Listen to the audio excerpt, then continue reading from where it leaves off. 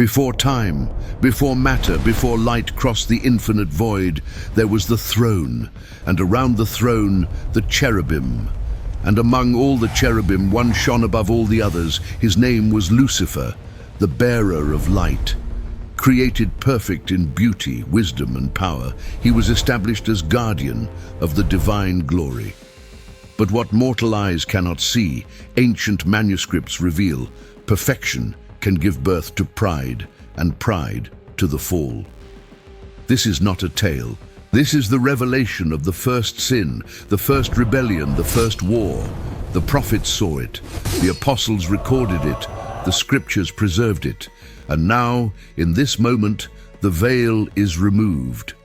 You are about to witness the origin of evil, the fall of the most beautiful angel, and the sentence that will echo until the end of all ages. There is no fiction here, only the truth that was sealed in the heavens and written in the darkness. If you seek to understand the origin of the battle between light and shadow, between the throne and the abyss, then subscribe now to this channel and remain until the end of this video, because what will be revealed here will transform your understanding of good, evil, and the final destiny of all things. The curtain opens, the judgment begins, and you are invited to witness it. In the beginning of eternity, when the Most High established his throne upon the foundations of heaven, he spoke, and from the divine breath the angels were born. Countless as the stars, radiant as fire, they emerged in perfect order. Seraphim, cherubim, thrones, dominions, each with its purpose, each with its glory. But among them all, one was created with incomparable splendor. His name was pronounced in the eternal halls: Lucifer, the bearer of light, the anointed who covers, the son of the dawn. He was shaped like no other. His form gleamed with precious stones, sapphire, topaz, emerald, onyx, embedded in his very essence. His brilliance was not reflection, but emanation. The light that radiated from his being was a direct echo of the Creator's glory. He was placed on the holy mountain of God, in the midst of the stones of fire, where the cherubim sang unending praises, and his voice rose above all voices, pure, powerful, perfect. The heavens trembled in reverence, the throne was exalted, and Lucifer served. The manuscripts say that he was perfect in all his ways. Wisdom abounded in him. His understanding of divine mysteries surpassed that of all created beings. He knew the laws of heaven, the secrets of creation, the eternal decrees. To him was entrusted the guardianship of holiness. He was the protector of glory, the keeper of the presence, the first among servants. And for countless ages he fulfilled his role without blemish. Heaven was harmony, the light was one. And God was worshipped without opposition, but perfection carried a hidden trial. Lucifer had been created with free will, the terrible and sacred gift of choosing. And with that gift came the possibility of deviation. He was not a machine of worship, but a conscious being, capable of loving or rejecting. And in that freedom lay the first test. Would he love the Creator for who he was, or love only the reflection of himself within divine glory? The answer had not yet been given, but time, though eternal, moved toward the moment of choice. The angels watched Lucifer with admiration. He was the model, the standard, the example of perfection. But none of them knew that within that beauty, something had begun to whisper, a subtle thought, a silent question, a contemplation that should have been rejected, but was cultivated instead. And in that instant, imperceptible to celestial eyes yet recorded in the eternal books, harmony began to crack. The first sound of dissonance had not yet been heard, but the note was already being tuned. The Most High knew, he always knew, but free will required that the choice be made. Lucifer still shone, Lucifer still served, Lucifer still sang, But within him something was changing, and the heavens awaited the moment when the bearer of light would make his final decision. The holy mountain remained radiant, the throne continued exalted, and Lucifer, the most beautiful of angels, lifted his eyes, no longer only toward the Creator, but toward the reflection that shined within his own being. The trial had begun, and the destiny of countless souls was about to be defined. There was a moment, an eternal instant, in which Lucifer stood before the crystalline waters that surround the throne. And there, for the first time, he did not behold the glory of God reflected in him, but himself reflected in the glory of God. The distinction was subtle, mortal to the eyes of the angels, but catastrophic to the eyes of the eternal. He saw his radiance, his perfection, his wisdom. And for the first time, he did not attribute them to the source, but to the vessel. The thought appeared like a seed. I am beautiful, I am wise, I am powerful. The cherubim continued singing, the seraphim chanted their hymns, but Lucifer began to hear something different, the voice of his own exaltation. He compared, he measured, he calculated. Why do the other angels not shine as I do? Why is my voice higher? Why is my position greater? And the answer that should have been, because God willed it, began to be replaced by another, because I am worthy of it. Pride did not arrive like an explosion, but like a whisper, and Lucifer listened. He began to behold the throne with new eyes, no longer as a servant, but as an examiner, no longer as a worshipper, but as one who evaluates. And a terrible question began to grow in his heart. If I possess such glory, such beauty, such wisdom, why can I not rule as God rules? The idea was pure blasphemy, but he did not reject it. He nourished it, he hid it, he cultivated it in the shadows of his own mind, far from the eyes of the faithful angels, but never far from the eyes of the Most High. The prophets would later say, "Your heart was lifted up because of your beauty. You corrupted your wisdom because of your splendor." And that was exactly what was happening. The beauty that should have led him to gratitude led him to pride. The wisdom that should have brought him to humility brought him to arrogance. The gift became a curse. The reflection became an idol. And Lucifer, still shining outwardly, began to darken within. The light he carried had not changed, but the heart that bore it had. He began to regard the divine decrees with suspicion.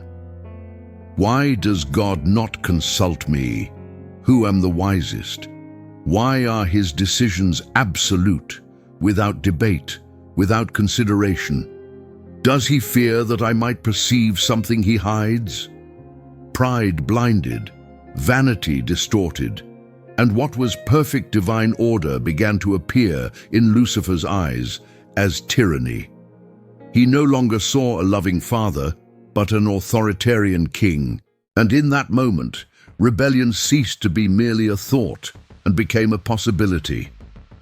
The angels around him still saw him as the bearer of light, but the light he carried was now different. It still shone, but with another purpose. No longer to glorify the Creator, but to glorify himself. And while he served on the holy mountain, while he sang in the heavenly halls, while he guarded the chambers of glory, within him, something had changed forever. The decision had not yet been declared publicly, but in the heart of Lucifer, the choice had already been made, and the Most High, who knows the end from the beginning, watched. Not with surprise, but with justice, not with despair, but with sovereignty. For he knew that free will required that pride be exposed, that rebellion be manifested, and that judgment be executed. The moment was approaching, and heaven, still in apparent harmony, began to feel the first tremor of the coming storm. Pride, once established, does not remain contained. It seeks allies, it seeks validation, it seeks to multiply. And Lucifer, now consumed by self-exaltation, began to sow his words among the angels who admired him. He did not speak openly of rebellion, not yet, but he planted doubts, questions, unease. Do you see how we serve without rest? Do you see how we obey without questioning? Is this freedom or slavery? The words were subtle, but poisonous, and some angels, naive and impressed by his glory, began to listen. He chose his targets carefully, angels of high rank, powerful in strength and authority. He did not approach the seraphim closest to the throne. They were too faithful, too inflamed by divine love. But there were others, angels of lower orders, who admired Lucifer from afar and could be influenced. He spoke of autonomy, of dignity, of recognition. Why do we owe our existence only to the will of another? Are we not also deserving of exaltation? Are we not also worthy of worship? And with each word, the shadow grew. The manuscripts reveal that 1/3 of the stars of heaven were dragged by his tail, 1/3 of the angels, countless celestial hosts that, seduced by Lucifer's eloquence, began to turn their hearts away from the Creator. They did not abandon their duties immediately. They did not cease to shine. But within, something was changing. Worship became mechanical. Obedience became resentment. And loyalty to the throne began to be replaced by loyalty to the bearer of light. Heaven, once united, began to divide. Michael, the archangel commander of the faithful armies, began to perceive the dissonance. He watched Lucifer with growing concern. There was something wrong in his posture, in his words, in his gaze. Michael knew the heart of a servant, and what he saw in Lucifer was no longer servanthood, but ambition. He tried to confront him, but Lucifer evaded with soft words and refined arguments. "You misunderstand me, Michael. I only question to better understand. I only seek wisdom." But Michael was not deceived. He knew, and he began to gather the faithful angels. Heaven, which once vibrated in perfect harmony, now had two melodies. One that exalted the Creator without reservation, another that exalted the Creator with conditions. And Lucifer skillfully made it appear that his melody was only a legitimate variation, a deeper interpretation, a more mature form of worship. But the prophets would later say, "His mouth was smoother than oil, but his words were drawn swords." He spoke of freedom, but brought slavery. He spoke of exaltation, but brought ruin. And the angels who followed him did not perceive they were being led into the abyss. The Most High remained on his throne, unmoved and sovereign. He did not intervene immediately. He allowed pride to manifest fully, the choice to be clear, the division to be complete, because judgment would be just. And justice requires that sin be exposed before it is condemned. Lucifer continued to shine, he continued to serve, but now his light was no longer a reflection of divine glory. It was imitation, it was counterfeit, and the moment of exposure drew near. The faithful angels began to withdraw from the rebels. The celestial hosts divided, not in war yet, but in positioning. On one side, those who remained faithful to the throne. On the other side, those who followed the bearer of light. And between them, the abyss grew. The celestial paradise, created to be eternal and perfect, now knew something new: discord. And Lucifer, observing the division he himself had created, felt no remorse. He felt power. The day arrived when Lucifer no longer whispered. He proclaimed, before the celestial hosts, upon the very holy mountain of God, he lifted his voice, not in worship, but in defiance. "I will ascend above the highest clouds and will be like the Most High." The words echoed through the eternal halls like thunder. Heaven trembled. The cherubim fell silent. And for the first time since the foundation of eternity, blasphemy was spoken before the throne. Pride, once hidden, now revealed itself in all its dreadful glory. Rebellion had begun. The angels who had been seduced by his words now had to choose, no longer in secret but openly. Lucifer demanded loyalty. He required them to declare before all on which side they would stand. And 1/3 of the celestial hosts, already corrupted by his promises of exaltation and autonomy, stepped forward. They did not attack the throne, not yet, but their position was clear. They no longer served the Most High. They served the bearer of light, and in that moment the unity of heaven was destroyed. Eternal peace was broken, and the first spiritual war began.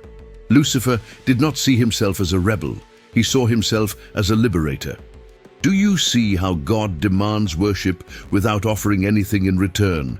Do you see how he rules with absolute authority without consulting us? This is not love. It is tyranny. I offer something better, a kingdom in which each one will be exalted, where there will be no forced submission, where we will be equal to the Creator. His words were fire, his followers ignited, and they began to march, not out of heaven, but toward the throne itself. They did not want to leave, they wanted to conquer. Michael, the archangel, knew the moment of confrontation had come. He gathered the faithful armies, 6-winged seraphim, cherubim of burning flame, radiant thrones and mighty dominions. All who remained loyal to the Creator took up their spiritual weapons and stood their ground. There was no pleasure in that battle, no thirst for blood, but there was obedience, and there was justice. Michael looked at Lucifer, the one who had once been his brother in glory, and declared, "Who is like God?" The war cry of the faithful echoed, and heaven ignited. The war was not physical as mortals know it, but spiritual in essence and power, angels against angels, light against distorted light, loyalty against rebellion. Lucifer fought with all his former glory, still radiant, still powerful, still beautiful. His followers were many and fierce, but they forgot one fundamental detail. They were creatures, and the Creator stood on the other side. Michael did not fight with his own strength, but with the power of the one who sent him. And with each spiritual strike, with each clash of will, the truth became clearer. Pride cannot defeat humility, rebellion cannot defeat obedience, and the creature will never defeat the Creator. The throne of God remained unmoved throughout the battle, not because the Most High was indifferent, but because the outcome was already decreed. Lucifer could shout, he could fight, he could cry out for exaltation, but his fall had been written before his mouth ever pronounced the first word of rebellion. Free will allowed the choice, but divine sovereignty had already decreed the consequence. And now, before all heaven, before all hosts, before all spiritual creation, judgment would be executed. Lucifer rose one final time, attempting to reach the throne with his own hands. But Michael, clothed with the power of the Most High, delivered the final blow, not with a sword, but with a decree. Fall, morning star, fall, son of the dawn, because you desire to be like God, you will be cast into the deepest abyss. And in that instant, something terrible and glorious occurred. The light of Lucifer began to fade, not entirely, but just enough to reveal what lay behind the beauty. Darkness.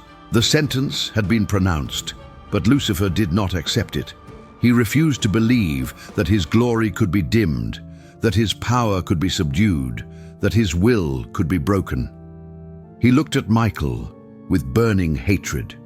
Not only hatred toward the archangel, but toward what Michael represented. Voluntary submission, chosen humility, unshakable loyalty to the Creator. "You are a slave, Michael," Lucifer cried, his voice now distorted by fury. "You bow because you are afraid, not because you love. I am free, I choose my own path." And with those words, he rushed against the commander of the heavenly armies. Michael did not answer with words, he answered with truth. Raising his flaming sword, not forged of metal, but of divine justice. He declared once more, "Who is like God?" Michael's very name echoed his essence, one who resembles God not by usurpation, but by faithful reflection. He did not fight to prove his own strength. He fought to manifest the strength of the one who had sent him. And when Lucifer hurled himself against him, it was as though he struck an unshakable wall of light. The impact shook the foundations of heaven. The stars trembled, and the angels, faithful and rebellious, watched in awe. Lucifer was powerful. His wisdom, even corrupted, was still vast. His strength, though turned toward evil, was still immense. He invoked spiritual elements, manipulated celestial forces, called his followers to surround Michael. But every movement was foreseen, every attack was blocked, because Michael did not fight alone. He fought in the name of the Eternal, and against that name there is no victory. The faithful cherubim advanced beside Michael, their flames consuming the darkness that began to emanate from the rebels. The seraphim chanted war hymns that were not songs of destruction, but proclamations of truth. And truth, when proclaimed, disintegrated Lucifer's lies. The bearer of light, now wrapped in shadows he himself did not understand, realized for the first time the weight of his decision. He had believed that being equal to God meant possessing the same power. But he did not understand that the power of God does not come from force, but from holiness. Not from imposition, but from justice. Not from exaltation, but from love. Lucifer had power, but was empty. He had glory, but was corrupt. He had followers, but all were lost. And when Michael confronted him again, this time with the full authority of the Most High, Lucifer felt something he had never experienced: defeat. You were perfect in your ways, from the day you were created until iniquity was found in you.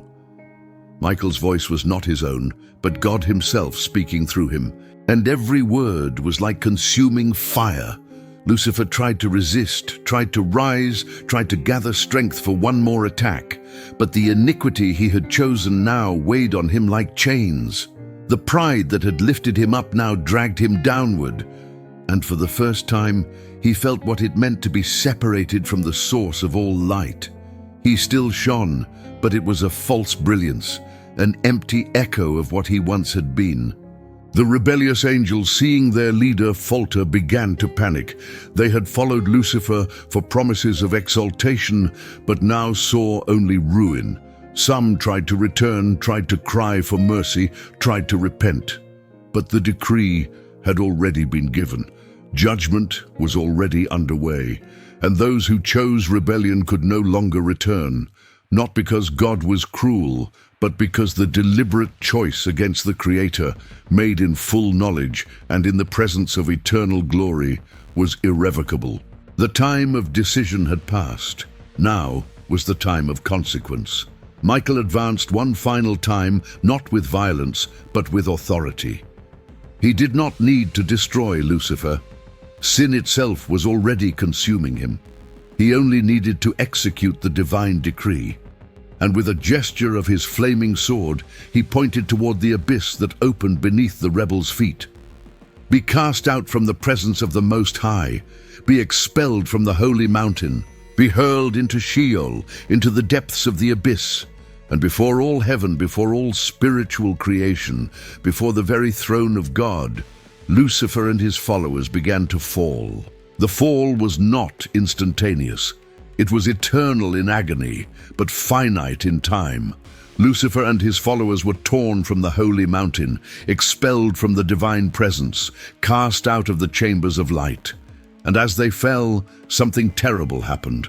The glory that once clothed them began to shatter. Garments of light were torn. The celestial radiance went out, and what had been beautiful became grotesque. Not because God transformed them into monsters, but because separation from the source of beauty revealed what had always been hidden beneath pride: the deformity of sin.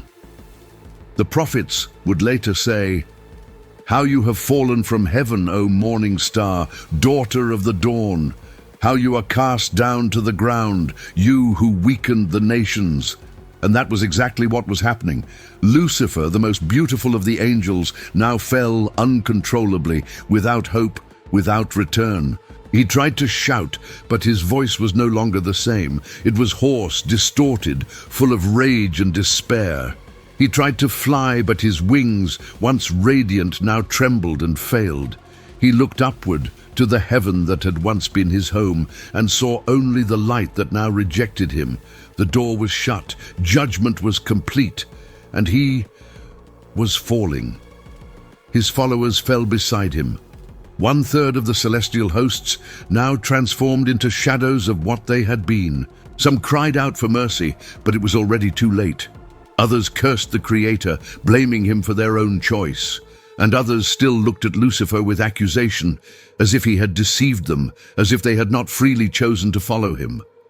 But all fell. And the more they fell, the further the light receded. Heaven, once so near, was now only a distant memory. And below them the abyss opened, empty, dark, eternal. When they finally struck the bottom, there was no firm ground. There was only darkness. Not merely the absence of physical light, but the absence of the presence of God. And that absence was a torment greater than any fire. Lucifer rose slowly, looking around. There was no beauty there, no order, no glory. Only emptiness, chaos, and the bitterness of knowing that he himself had chosen this destiny. He looked at his hands, once radiant, now dull. He looked at his reflection in the dark waters of the abyss, and what he saw was no longer the bearer of light, but a distorted and hateful shadow. The fallen angels around him began to cry out, "What shall we do now? Where shall we go? How shall we survive here?" But Lucifer did not answer immediately. He was processing the magnitude of his loss. He had traded heaven for the abyss, glory for darkness, eternity in the presence of God for eternity in his absence. And for the first time, a word passed through his mind, a word he had never considered before: repentance. But as soon as it appeared, he rejected it. "No, I will not bow. I will not admit that I was wrong. Even here, even in the darkness, I still choose my own way." And in that moment, something solidified in Lucifer. If he could not reign in heaven, he would reign in the abyss.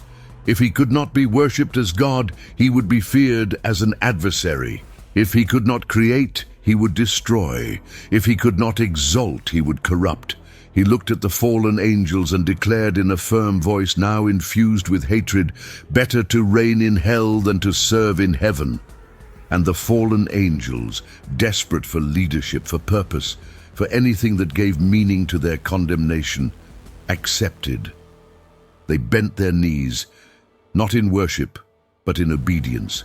And Lucifer, now without his own light, became the prince of darkness. The abyss began to shape itself around him. The darkness organized, chaos found a perverse order. And what had once been only emptiness now became a realm, not created by God, but formed by his rejection. Hell was not made for Lucifer. Lucifer made hell by choosing to live without God. And there, in that place of eternal torment, he set up his throne. Not a throne of glory, but of ruin. Not a throne of light, but of shadows. And from there, he began to plot his revenge. Against God? Impossible, but against God's creation, that he still could do. The abyss was not merely a place of punishment, it had become a kingdom. Lucifer, now stripped of his former name and called by the fallen one's adversary, accuser, prince of darkness, began to organize the hosts that had fallen with him. He did not possess the power to create, but he held the power to corrupt. He could not give life, but he could distort order. And so, in the dark void he now inhabited, he established demonic hierarchies, grotesquely mirroring the celestial structure he had left behind. Principalities, powers, rulers of darkness, all under his command, all fed by the same hatred that consumed him. He did not accept his fall as final defeat. In his twisted mind, it was merely a temporary setback. He still believed he could prove that God was wrong, that free will was a flaw in the divine plan, that creation could be corrupted and turned against the Creator. Does God take pride in his creation? Lucifer thought. Then I will destroy it. If he loves what he has made, I will make what he has made reject him. Vengeance became his purpose. Destruction became his mission. And the abyss became his fortress. The fallen angels observed their leader with fear and distorted admiration. They had lost everything, but at least they had a purpose. Lucifer would not allow them to surrender completely to despair. He kept them focused, organized, prepared. "It is not over yet," he said. "God may have expelled us from heaven, but he did not destroy us. That means we still have a role to fulfill. And if our role is to be adversaries, then we will be the greatest adversaries eternity has ever known." And so, in the darkness, they trained, planned, waited. They did not know for what, but they knew something was coming. Time passed strangely in the abyss. There was no day or night, only continuous darkness. There was no growth or change, only stagnation. But Lucifer did not care. He had built an imitation of heaven, a kingdom where he was the absolute sovereign, where his word was law, where his will was obeyed without question. It was everything he had always wanted, was it not? Power without submission, rule without accountability, adoration without rival. But why then did that persistent emptiness remain? Why, despite all the authority he now exercised, did he still feel incomplete? The truth was simple, though he would never admit it. Ruling darkness is not the same as dwelling in light. Having subjects is not the same as having communion. Being feared is not the same as being loved. Lucifer had conquered a kingdom, but it was a dead one. He had become sovereign, but sovereign of ruins. And each time he looked upward to where heaven still shone, distant and inaccessible, the bitterness grew. He could not admit he was wrong, so the only escape was to prove that God was too. And for that, he needed a target, something God cherished, something God valued, something new. And then, echoing through the spiritual dimensions, news reached the ears of the fallen.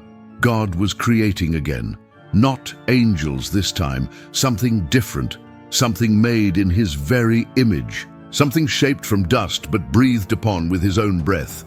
A new creation, a new project. And the name of that creation made the demons tremble with anticipatory hatred. Humankind. Lucifer heard.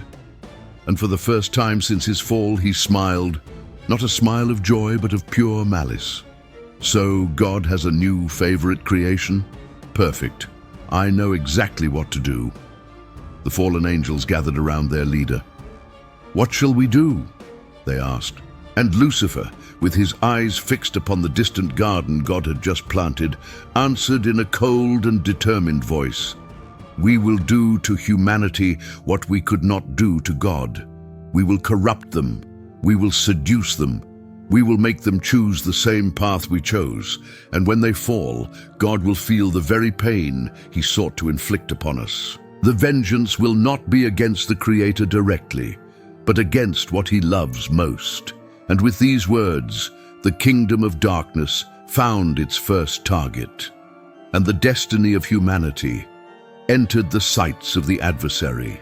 As the abyss fermented in hatred, the heavens celebrated a new creation. God spoke, and from the dust of the earth he shaped a form, not an angel of pure light, but a hybrid being, matter and spirit, body and soul, finite and eternal. And when the Creator breathed the breath of life into its nostrils, man became a living soul.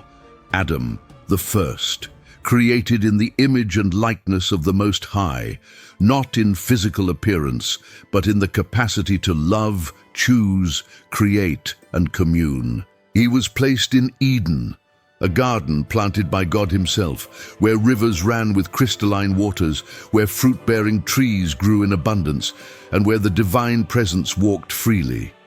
Lucifer watched from afar, from the darkness, with eyes burning with envy. He saw what God had made, and he could not comprehend it. Why would he create something inferior to the angels and exalt it so, he thought.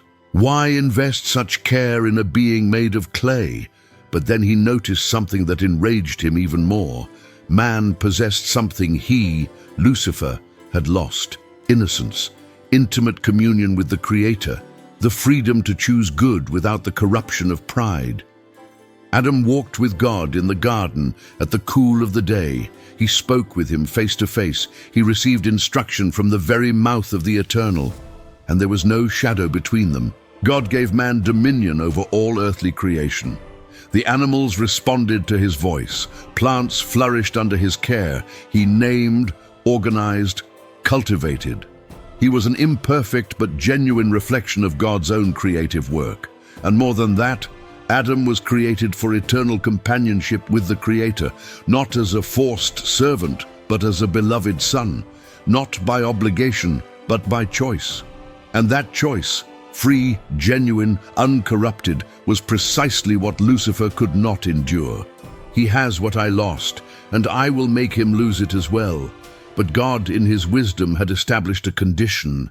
In the center of the garden stood two trees, the tree of life, whose fruit granted immortality, and the tree of the knowledge of good and evil, whose fruit represented absolute moral choice. God warned Adam, "Of every tree of the garden you may freely eat, but of the tree of the knowledge of good and evil you shall not eat, for in the day you eat from it, you shall surely die." It was not divine caprice, it was protection. For to know evil is not merely to know it exists, it is to experience it, bear its weight, live its consequences, and God longed to spare man from that. Lucifer heard the command, and in it he saw his opportunity. God has given them almost everything, yet withheld one thing. And where there is restriction, I can plant doubt. Where there is a limit, I can sow questioning. He studied Adam with clinical attention, measuring his vulnerabilities. But then, something changed in the garden.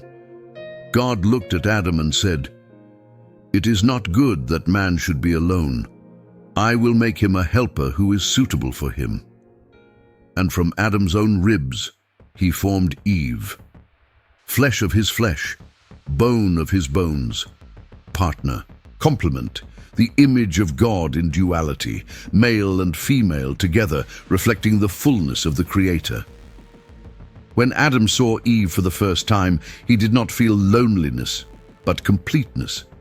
When Eve opened her eyes and saw Adam, she felt not fear, but belonging. They were one, united in purpose, in love, in innocence, and God blessed them. "Be fruitful and multiply.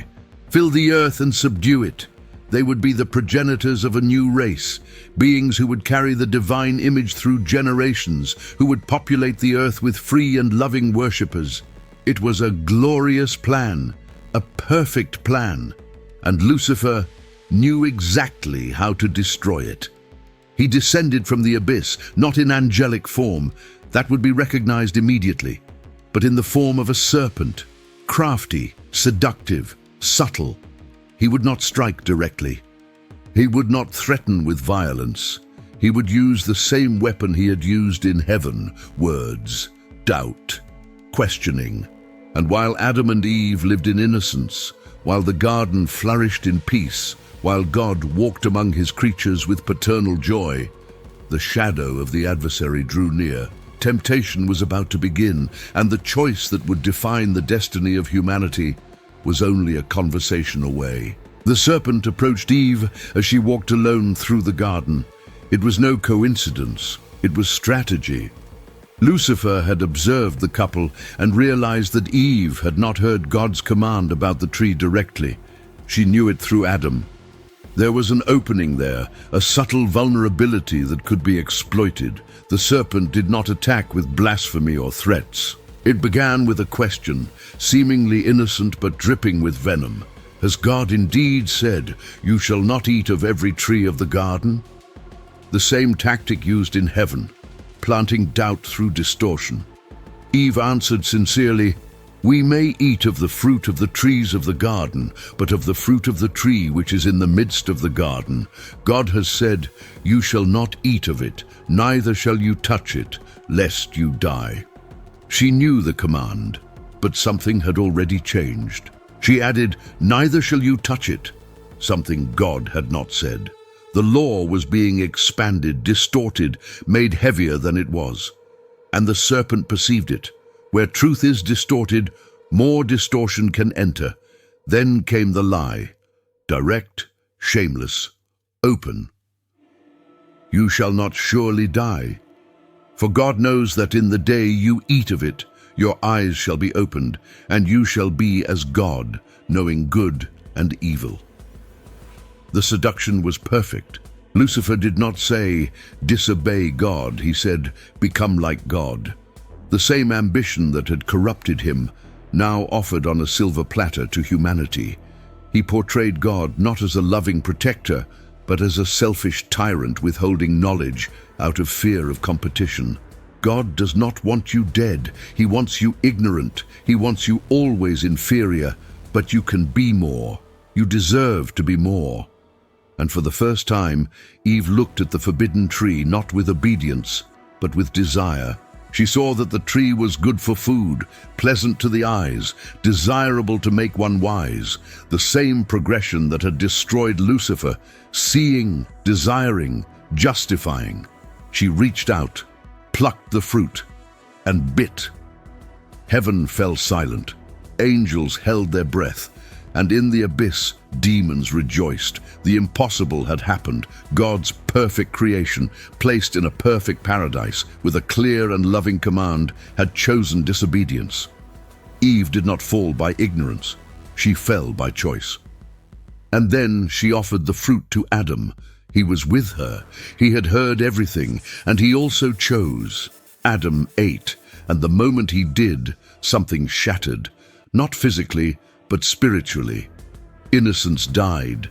Communion was broken. Their eyes were opened, not to glorious knowledge, but to shame. They looked at one another and for the first time felt nakedness, not merely physical, but spiritual. They were exposed, vulnerable, separated from God. And their first reaction was not to seek the Creator, but to hide from Him. They sewed fig leaves together and made coverings to hide their shame. But no leaf could cover the sin now dwelling within them. When God descended into the garden in the cool of the day, Adam and Eve hid among the trees. The Creator called, "Where are you?" Not because He did not know, but because He wanted Adam to recognize his condition. Adam answered, "I heard your voice in the garden, and I was afraid because I was naked, and I hid myself." Fear, the first new emotion. Before, there had been only love, trust, joy. Now there was fear, shame, separation. God asked, "Who told you that you were naked? Have you eaten from the tree of which I commanded you that you should not eat?" And Adam, instead of confessing, accused, "The woman whom you gave to be with me, she gave me of the tree, and I ate." Eve confronted, also accused, "The serpent deceived me, and I ate." No one took full responsibility. Sin not only separated man from God, but man from woman, and both from themselves. Unity was destroyed. Innocence was lost. And Lucifer, watching from afar, felt bitter triumph. I have succeeded. They fell as I fell. God's beloved creation is now corrupted. He will feel the same pain, the same betrayal, the same disappointment. But what Lucifer did not expect was God's response. For God did not react with abandonment. He responded with judgment and promise. Judgment began with the serpent. God did not converse with it, did not ask for reasons, did not offer a chance for defense. The sentence was immediate and irrevocable. Because you have done this, you are cursed above all animals and above every beast of the field. On your belly you shall go, and dust you shall eat all the days of your life." Lucifer, speaking through the serpent, felt the weight of the curse. He had exalted himself above the clouds, but now would be brought down to the dust. He had desired to rise, but would be forced to crawl. It was public humiliation, eternal judgment, total exposure of his defeat. But the sentence did not stop there. What came next would change the entire history of redemption. God continued, and now pronounced something that made all of hell tremble. "And I will put enmity between you and the woman, and between your seed and her seed. He shall bruise your head, and you shall bruise his heel." It was the first gospel, the first promise of salvation. Lucifer had won a battle, but had lost the war before it even began. There would be a seed from the woman, not from man, indicating a supernatural birth, that would crush the head of the serpent. Yes, the heel of that seed would be bruised, indicating suffering and sacrifice, but the serpent's head would be crushed, total, irreversible, eternal defeat. Lucifer's victory over humanity already had an expiration date, and he knew it. Then God turned to Eve, not with hatred but with justice mingled with sorrow.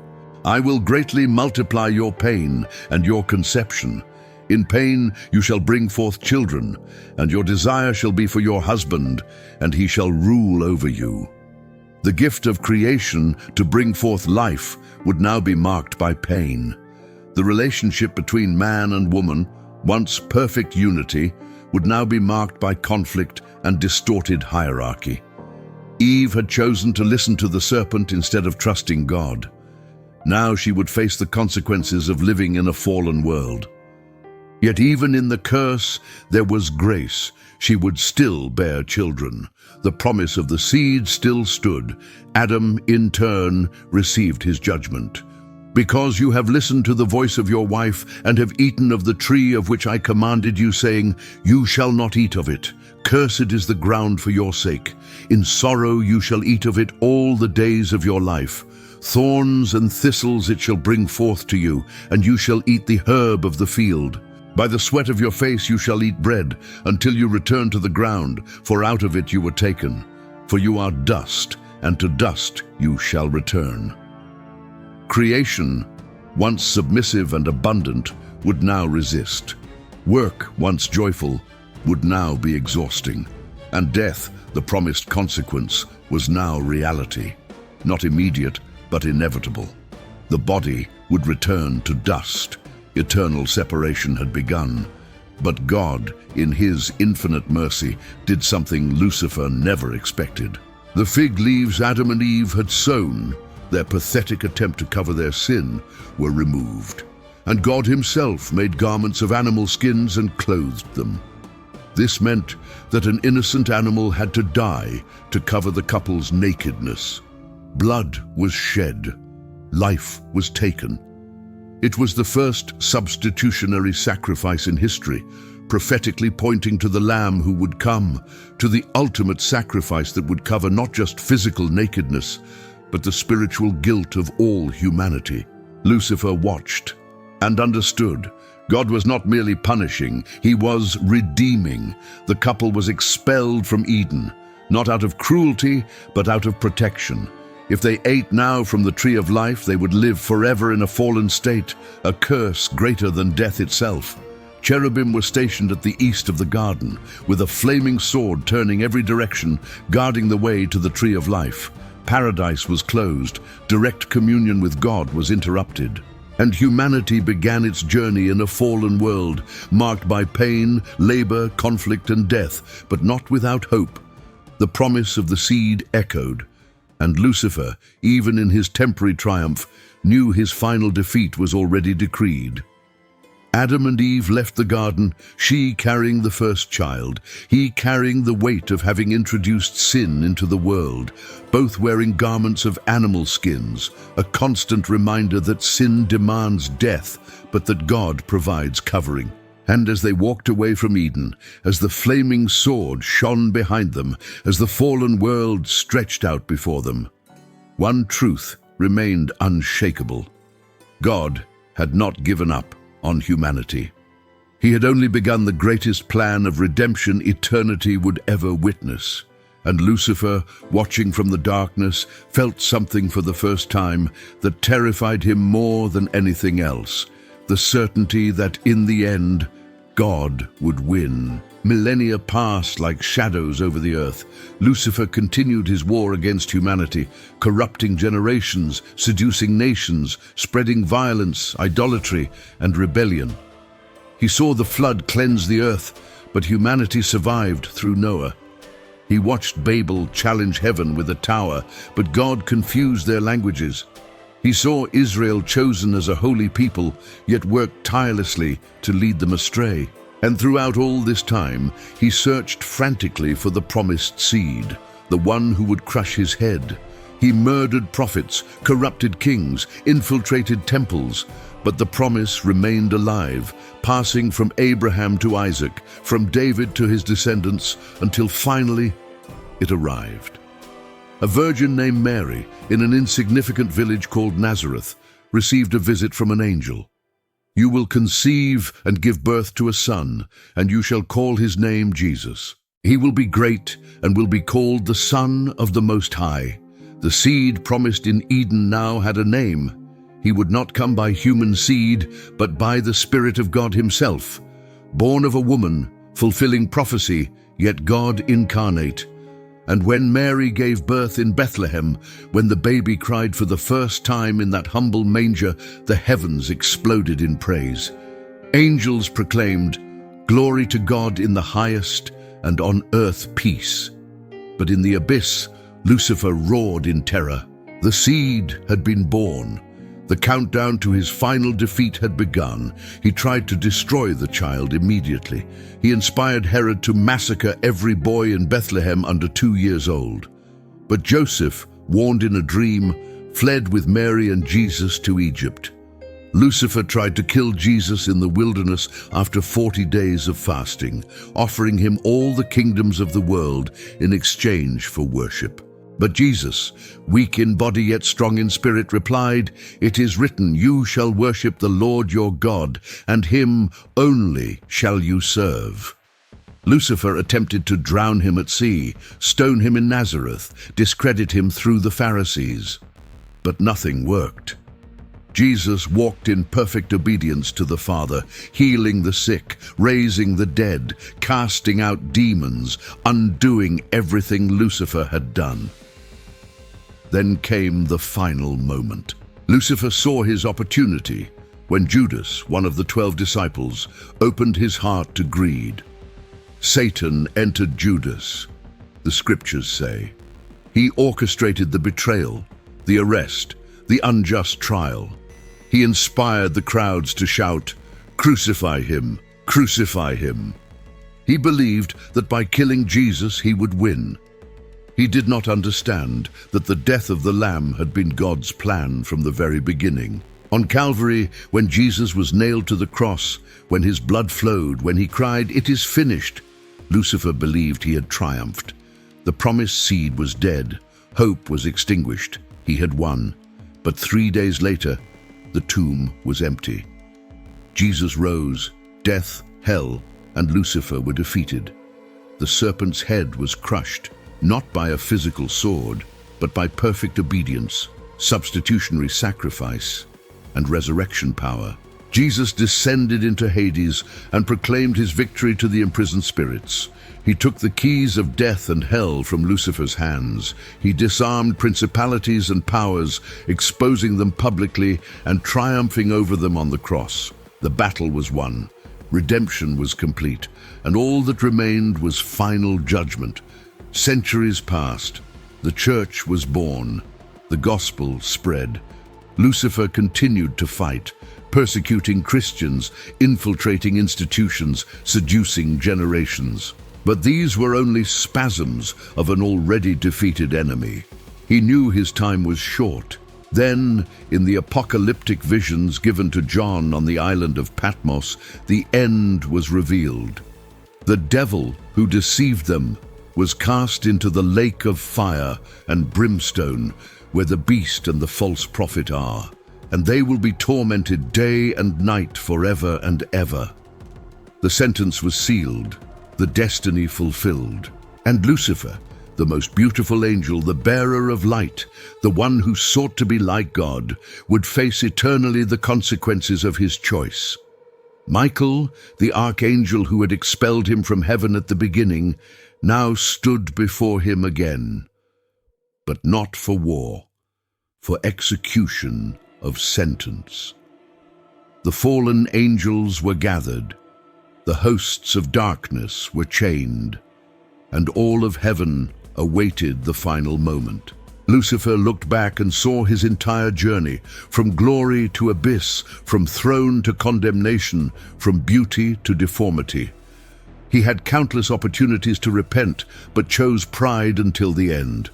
And now, before the throne of judgment, before the Lamb he tried to destroy, before all creation assembled, his defeat would be complete and eternal. The great white throne appeared. There was nowhere to hide from it, no escape from its presence. Heaven and earth fled, and no place was found for them. Before that throne stood the one whose eyes are like flames of fire, whose face shines like the sun in its strength, from whose mouth comes a sharp sword. Jesus Christ, the Lamb who was slain, now clothed with all the glory and authority of the Father. And before him, all the enemies of God were gathered for the final judgment. Lucifer, now stripped of any pretense of power, of any shadow of glory, stood among them. The accuser would be accused, the adversary would be judged, and there would be no appeal. The books were opened, the book of works, the book of life, every action, every word, every thought recorded with divine perfection. Lucifer could deny nothing. His rebellion in heaven, recorded. His seduction of humanity in Eden, recorded. His millennia of lies, murders, corruptions, idolatries, all recorded. And when the judge spoke, his voice echoed throughout all creation. "Depart from me, you cursed, into everlasting fire, prepared for the devil and his angels." The lake of fire had not been created for humanity. It had been prepared specifically for Lucifer and the fallen angels. But now, all who chose to follow him instead of the Creator would share his fate. Lucifer looked around and saw those he had deceived. Countless humans who believed his lies, who rejected the salvation offered, who chose the wide road instead of the narrow. They accused him with their eyes. "You told us we would be like God. You told us there would be no consequences. You deceived us." But Lucifer had no answers. For he himself had been deceived, not by another, but by his own pride. He had believed he could defeat the Creator. He had believed that becoming like God was possible through rebellion. And now, before the throne, the truth was undeniable. He never had a chance. His defeat was decreed before his first proud thought. Death and Hades were thrown into the lake of fire. This is the second death, the eternal and final separation from the presence of God. Not annihilation, but conscious existence in perpetual torment. The fire is no metaphor, but a spiritual reality more intense than any physical flame. It is the eternal weight of separation from the one who is the source of all goodness, all light, all joy, all peace. It is to exist forever, knowing what was lost, what could have been, and that there will never be return. Lucifer, the fallen angels, and all who followed them were cast in. The scream that echoed from the abyss in that moment would echo through eternity, but would never again be heard by the redeemed. Heaven fell silent, not in mourning, but in reverence. Justice had been done. Evil had been definitively defeated. Rebellion had been extinguished. Then something glorious happened. God proclaimed, "Behold, I make all things new. New heavens, new earth, the New Jerusalem descending from heaven like a bride adorned for her husband, a place where there would be no more death, nor mourning, nor crying, nor pain, for the former things had passed away. The creation that had groaned under the weight of sin since Eden would finally be restored. And Lucifer, the one who had corrupted all things, would have no part in it. The redeemed, those who accepted the sacrifice of the Lamb, who chose humility over pride, obedience over rebellion, entered the presence of God forever. They would see his face. His name would be upon their foreheads. They would reign with him for ages upon ages. The Garden of Eden, lost because of Adam's choice, was now restored in infinitely greater glory. The tree of life, whose path once guarded by cherubim and flaming sword, was now accessible to all whose names were in the book of life. The river of the water of life, clear as crystal, flowed from the throne of God and of the Lamb. And there was no need of sun or moon, for the glory of God illuminated it, and the Lamb was its lamp. And Lucifer, he remained in the lake of fire forever, conscious, tormented, remembering everything he had lost, remembering the glory he once possessed, remembering the choice he made, and knowing that never through all endless eternity would there be change, relief, or hope. He wanted to be like God, but God is love, and he chose hatred. He wanted to be exalted, but true exaltation comes from humility, not pride. He wanted to reign, but his kingdom was only darkness, ruin, and death. And now, while the redeemed sang, "Holy, holy, holy is the Lord God Almighty," while eternity unfolded in unimaginable glory for those who chose the Creator, Lucifer faced the eternal silence of his own condemnation. The testimony was complete. The story had ended. Good triumphed, evil was defeated, and the only question that remains for every soul who hears this revelation is, on which side will you choose to stand? For the war still continues. Lucifer still deceives. But the victory has already been won, and the invitation still remains. Come to me, all who are weary and burdened, and I will give you rest. The choice is yours, and eternity waits for your decision.